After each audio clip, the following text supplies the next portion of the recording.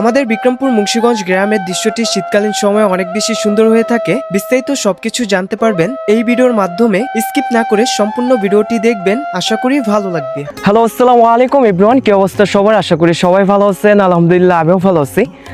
আমি এখন আছি মুন্সিগঞ্জ গ্রামে। শীতকালীন সময় আমাদের মুন্সিগঞ্জ গ্রামের দৃশ্যটা অনেক সুন্দর হয়ে থাকে। শীতকালীন সময় আপনি মুন্সিগঞ্জের যে কোনো জায়গায় যান না কেন, আপনার যতদূর চোখ যাবে আপনি সবুজ সোনালী গ্রাম দেখতে পারবেন। আপনাকে আজকে এই ভিডিওর মাধ্যমে ঘুরে দেখানোর চেষ্টা করব মুন্সিগঞ্জ গ্রামটি। মুন্সিগঞ্জ গ্রামের যে রাস্তাগুলো রয়েছে, শীতকালীন সময় রাস্তা দিয়ে আপনি যাতায়াত করার সময় আপনি দেখতে পারবেন রাস্তার দুই পাশে অনেক পরিমাণে বিল রয়েছে।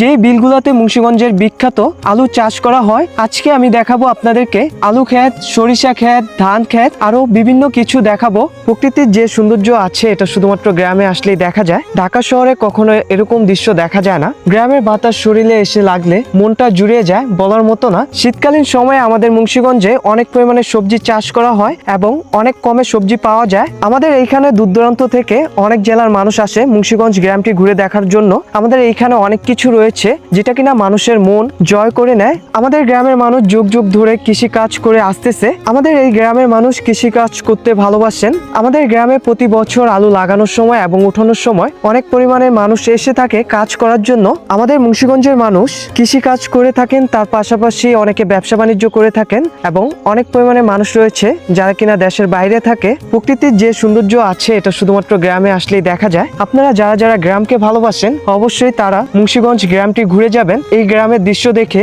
আপনার মন জুড়িয়ে যাবে। কে কোন জেলা থেকে দেখতেছেন অবশ্যই কমেন্ট করে জানাবেন। আপনারা যারা যারা গ্রামকে ভালোবাসেন অবশ্যই তারা ভিডিওটি শেয়ার করে দিবেন, অন্যদের দেখার সুযোগ করে দিবেন। এখন পর্যন্ত যারা যারা আমার পেজটিকে ফলো করেন না অবশ্যই ফলো করে দিবেন। আজকের ভিডিওটি এই পর্যন্তই ছিল। সবাই ভালো থাকবেন, সুস্থ থাকবেন। ইনশাআল্লাহ আপনাদের সাথে নতুন কোনো ভিডিওতে দেখা হবে। আল্লাহ হাফেজ।